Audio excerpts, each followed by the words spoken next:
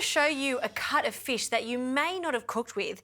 This is called a fish collar. This sits where the head is and also where the fins are. They're also called fish wings and they are full of flavour. You can see here there's some meat, bone and a little fat, which makes this such a prime cut in my eyes. Now I'm going to grill these in a really hot oven so they go crispy and slightly darken up, but I also want to give it a bit of a Japanese twist. So some ginger into a bowl, and we're just going to grate that on a fine grater like this one so it becomes almost minced.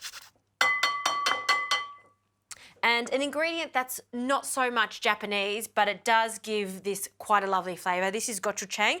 It's a fermented chilli paste, a Korean fermented chilli paste. If you can't find this, you can just use any chilli paste of your choice. In actual fact, it's going to give it a really deep flavour more than a really spicy flavour.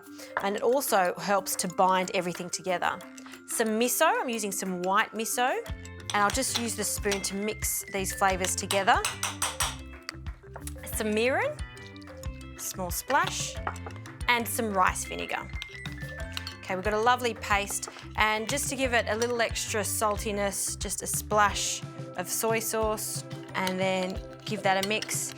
And this is the consistency that we're after because we want it to stick to these gorgeous hapuka collars. So we're going to turn it over and we'll add some to one side, just a small film of it, turn it over, and then we'll coat the top too, again, just with a nice thin film. I remember a long time when I was in Japan having these in an izakaya, which is kind of like a bar in Japan, that with a cold beer, just right.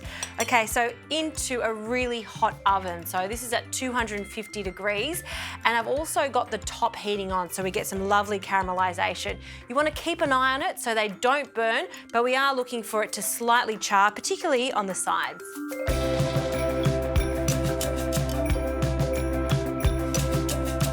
Well, these fish collars look sensational. They've come out of the oven. They're cooked perfectly inside and crispy on the outside. They're just gorgeous.